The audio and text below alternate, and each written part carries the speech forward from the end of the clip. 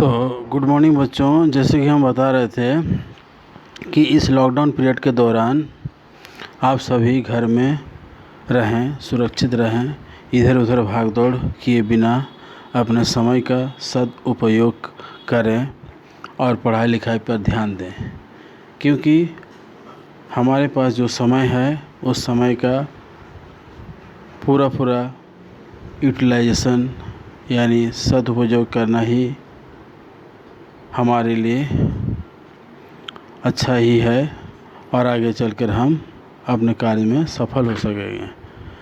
तो बच्चों, आज परिमेय संख्या के बारे में जानते हैं। पहला प्रश्नावली 1.1 हल करते हैं। तो प्रश्नावली 1.1 में क्वेश्चन नंबर 1 में बताया हुआ है कि -4/5 को एक ऐसे परिमेय संख्या के रूप में व्यक्त करना है जिसका हर पहला दिया है 30 हो। तो आप अपना पुस्तक देख सकते हैं। पहला हर 30 होने का मतलब है अभी वर्तमान -4/5 माने -4/5 में हर 5 है। तो इसको 30 बनाने के लिए क्या करेंगे, 30/5 का मान देगा हमें 6। अब इस संख्या के साथ अगर हम 6 गुना करेंगे, अंश और हर में अगर 6 गुना करेंगे तो ये हमें देगा -24/30। तो इससे हमें पता चलता है कि इस तरह से हम किसी भी परिमेय संख्या के हर को बदल सकते हैं। तो बच्चों आप इसे नोट कर लें, कॉपी में लिख लें और बीच बीच में यानी हफ्ता में जब भी समय मिले आप इसे दोहराएं। अब चलते हैं एक का दूसरा पार्ट यानी सेकंड पार्ट। ये हमारा पार्ट ए था। अब हम बी पार्ट बनाएंगे। तो चलते हैं। एक का बी पार्ट में क्या दिया हुआ है, इसका हर को -45 बनाना है। तो हमारे पास -4/5 -4/5 है। 5 को हम 45 बनाएंगे तो क्या करेंगे, 45 को 5 से भाग देंगे तो हमें मिलेगा 9। अब हम क्या करेंगे, -4/5 को 9 से गुना करेंगे, अंश और हर में 9 से गुना करेंगे तो ये हमें मिलेगा -36/45। ये हमारा दूसरा पार्ट यानी पार्ट बी है। आप इसे समझ लें और कॉपी में नोट बना के रखें, या फिर पहले कॉपी में लिख लें और इसे फिर से एक बार समझें। अब चलते हैं हम क्वेश्चन नंबर 2। -36/60 को हमें क्या करना है, इसका हर को 5 बनाना है। इसको उस परिमेय संख्या के रूप में व्यक्त करना है जिसका हर 5 हो। तो हम वही प्रक्रिया अपनाएंगे कि हर को जो भी है हर उसको 5 से भाग देंगे तो हमें प्राप्त होगा 12 यानी 12×5 = 60। 12 का पहाड़ा हम जानते हैं, 12×5 = 60 होता है। तो 60 को 5 से भाग देने से 12 प्राप्त हुआ। अब इस प्रश्न में हमें हर को छोटा बनाना है, माने हर को हमें 5 बनाना है। तो जब इसको छोटा करना है तो कोई भी संख्या को छोटा करते हैं तो क्या करते हैं, उसे भाग देते हैं। तो हम 12 से भाग देंगे तो 12×3 = 36 -3 12×5 = 60। तो अब हमें हर प्राप्त हुआ। -3/5 में हर हमें 5 प्राप्त हुआ, जिसे हमें बदलना था। -36/60 को हमें क्या करना था, एक ऐसे परिमेय संख्या के रूप में व्यक्त करना था जिसका हर 5 हो। तो अब देख रहे हैं हम -3/5 में हर 5 हुआ। तो बच्चों समझ गए। आप इसे कॉपी में नोट कर लें और फिर हम देखते हैं। तो बच्चों प्रश्न संख्या 3 में हमें क्या करना है, इस संख्या को हमें इस तरह से हल करना है ताकि हमें ये संख्या मानक रूप में परिवर्तित हो जाए। तो पहला प्रश्न दिया है -8/6। तो -8/6 को हल करने के लिए सबसे पहले हमें देखना है कि इस संख्या में हमें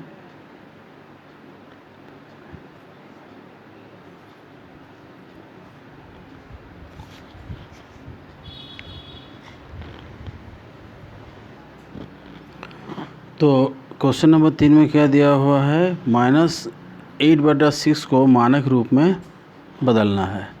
तो मानक रूप में बदलना है मतलब अंश और हर को हम इस रूप में लिखेंगे ताकि ये संख्या किसी और संख्या से विभाजित ना हो, मतलब 1 के अलावा किसी और संख्या से विभाजित ना हो। तो ये चीज़ हम लोग बनाने के लिए क्या करेंगे, इन संख्याओं को एक ऐसे संख्या से विभाजित करना है जिससे कि ये दोनों पूरी विभाजित हो जाए और उसके बाद और किसी और संख्या से 1 के अलावा किसी और संख्या से विभाजित ना हो। तो सबसे पहले हम इसे 2 से भाग देंगे, शुरू करेंगे 2 से। तो 2 चौके 8, 2 3 6, तो हमें -4/3 प्राप्त हुआ। तो इससे पता चल रहा है कि यह संख्या किसी और संख्या से विभाजित नहीं हो सकता है। तो इसका मतलब ये मानक रूप में परिवर्तित हो गया। अब हम दूसरा भाग बी पार्ट को बनाते हैं, -12/30। दूसरा भाग क्या है, -12/30।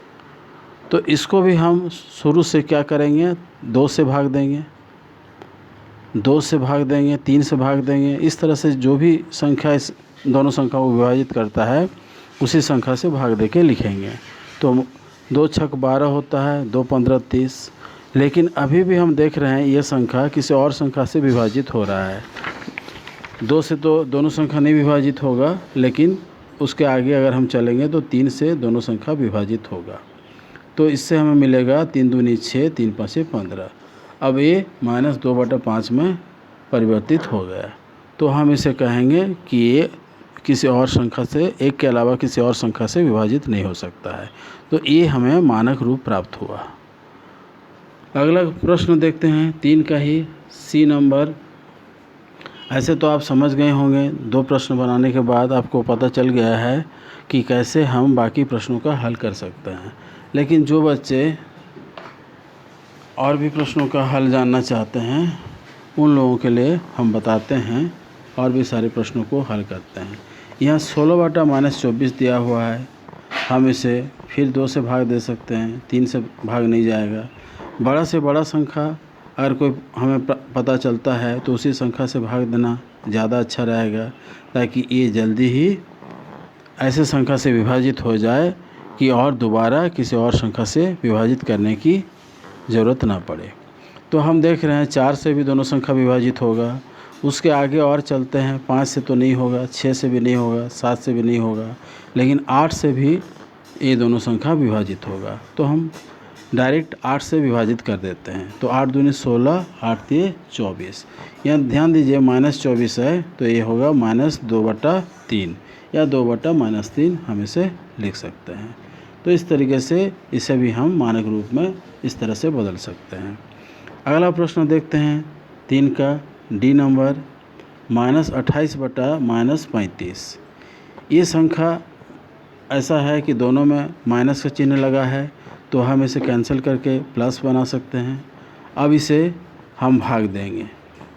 ये 2 से दोनों संख्या विभाजित नहीं होता है, 3 से भी नहीं होता है, 4 से भी नहीं, 4 7 28, 35 भाग नहीं जाता है, 5 से 5 7 35, 28 भाग नहीं जाता है, 6 से भी नहीं जा रहा है, 7 से 7 चौके 28, 7 5 35। तो हम 7 से दोनों संख्याओं को विभाजित कर सकते हैं। तो यहाँ लिखेंगे 7 से भाग दे के लिखेंगे 7 चौके 28, 7 5 35।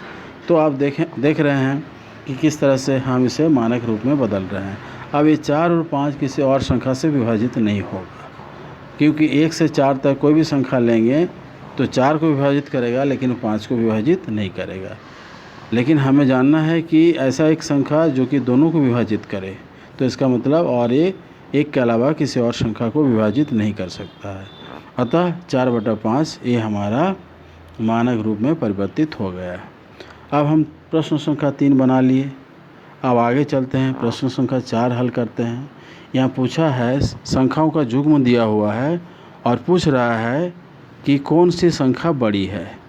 एक संख्या दूसरे संख्या से बड़ी होगी, यानी दूसरा पहला से छोटी होगी। तो इसको जानने का 2 तरीका है। एक तरीका है कि हम हर को बराबर कर सकते हैं, यानी हर का एलसीएम निकालेंगे और उसको इस तरह से हल करेंगे। और दूसरा तरीका है इसे तिर्यक गुणक के विधि से भी हम बना सकते हैं। तो तिर्यक विधि का गुणा विधि ज़्यादा ही आसान रहेगा, इसे ही हम अप्लाई करते हैं, यहाँ प्रयोग में लाते हैं। तो 1 नंबर हम यहाँ लिखे हैं 2 के बगल में, यानी पहला संख्या का जो अंश होता है वहाँ से हम वज्र गुना करेंगे, पहले इस कोना कोनी गुना करेंगे। मतलब चिन्ह हम और एक बार देते हैं, 4 का A, इसे हम इस तरह से लिखते हैं 2/3 और 5/2। तिर्यक गुना मतलब इस तरह से पहला गुना करेंगे 2 को 2 से, और फिर दूसरा इसको गुना करेंगे 3 को 4 से 5 से। तो पहला गुना करेंगे 2 से 2 और दूसरा गुना क्या करेंगे 3 से 5। हमेशा ध्यान रखें, पहला जो परिमेय संख्या है वहीं से शुरू करेंगे और उसका अंश को दूसरा परिमेय संख्या के हर से गुना करेंगे। उसी प्रकार दूसरा क्या करेंगे, दाहिने तरफ क्या लिखेंगे, पहला परिमेय संख्या का हर को दूसरे परिमेय संख्या के अंश से गुना करेंगे। ये तरीका याद रख लें, इसी तरीक़ा से हम हल करेंगे। पहला आता है 4, दूसरा आता है 15। 4 छोटा है 15 से, तो हम इस तरह का चिन्ह लगाएंगे। लेकिन हमें यहाँ से हमें पता चल रहा है कि पहला संख्या दूसरा संख्या से छोटा है, यानी 4 15 से छोटा है। लेकिन हमारा प्रश्न ये है 2/3 और 5/2 में कौन छोटा है, तो यहाँ पर हम चिन्ह लगा के बताएंगे कि कौन किससे छोटा है। यानी उत्तर के रूप में अगर हम लिखेंगे तो 2/3 छोटा है 5/2 से, यानी 5/2 को हम घेर सकते हैं या ऐसे अलग से लिख सकते हैं उत्तर के रूप में। ये हमारा उत्तर है, ये आंसर है, इसको हम बोलेंगे ये बड़ी संख्या है। प्रश्न के हिसाब से हम इस तरह से हल करेंगे। अब देखते हैं 4 का B दूसरा पार्ट, 1/2 और शून्यों में कौन बड़ा या छोटा बताना है। इसे हमें हल करने की आवश्यकता नहीं है, क्योंकि शून्य के जैसे हम पिछले क्लास में पढ़ चुके हैं, शून्य के दाहिने और संख्या रेखा जब दिखाते हैं तो धनात्मक संख्याओं को लिखते हैं और बाएं और ऋणात्मक संख्याओं को लिखते हैं। 1/2 एक धनात्मक संख्या है, शून्य धनात्मक संख्याओं के बाएं तरफ है। तो हम ये कह सकते हैं कि शून्य के दाहिने तरफ सारे संख्याएं शून्य से बड़ी होती है, यानी 1/2 शून्य से बड़ी होगी। तो यहाँ उत्तर के रूप में हम ऐसा लिख सकते हैं 1/2 कौन सी बड़ी संख्या है। तो बच्चों, ये बहुत ही आसान सवाल है, आप इसे कॉपी में नोट करते रहिए और प्रैक्टिस करते रहिए और इसे समझते रहिए। अब 4 का हम C पार्ट हल करते हैं। -2/5 और शून्यों में कौन बड़ी है। तो यहाँ देखिए, अभी थोड़ी देर पहले ही हम बताए थे कि जब भी हम संख्या रेखा बनाते हैं तो उसके दाहिने तरफ धनात्मक और बाएं तरफ हम ऋणात्मक संख्या लेते हैं। तो धनात्मक संख्या शून्य से बड़ी होती है और ऋणात्मक संख्या शून्य से छोटी होती है। तो -2/5 एक ऋणात्मक संख्या है, इसलिए हम डायरेक्ट यहाँ लिख सकते हैं कि ये छोटी है शून्य से। यानी यहाँ उत्तर पूछा है, यानी प्रश्न पूछा है कि कौन बड़ी है, तो हम उत्तर लिखेंगे शून्य बड़ी है, ये बड़ी संख्या है।